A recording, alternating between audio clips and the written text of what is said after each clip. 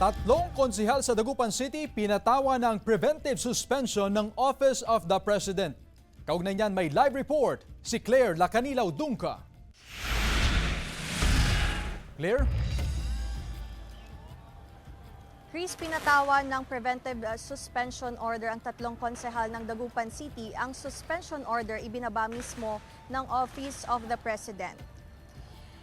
Isinilbi ngayong araw ang preventive suspension order sa tatlong miyembro ng sangguniang panglungsod ng Dagupan City mula sa Office of the President.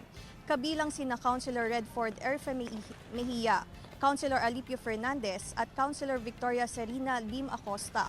Resulta ito ng isinampang reklamo ni na Vice Mayor Brian Cuba, Joslito Sin, Dennis Canto, Joshua Bonbon Bugayong dahil sa grave coercion, grave misconduct at abuse of authority.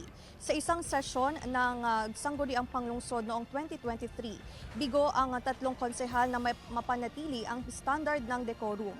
Sa ilalim ng 60 na araw, hindi muna maaring mag-report ang tatlong konsehal upang bigyang daan ng patas at walang bahid na investigasyon ng DILG sa reklamo laban sa kanila. Sinubukan ng GMA Regional TV na kuhanan ng pahayag ang mga nag-file ng complaint, ngunit tumanggi muna silang magbigay ng anumang pahayag.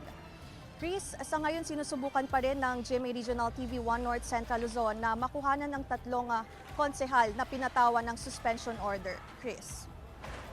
Maraming salamat, Claire Lacanilaw Dungca.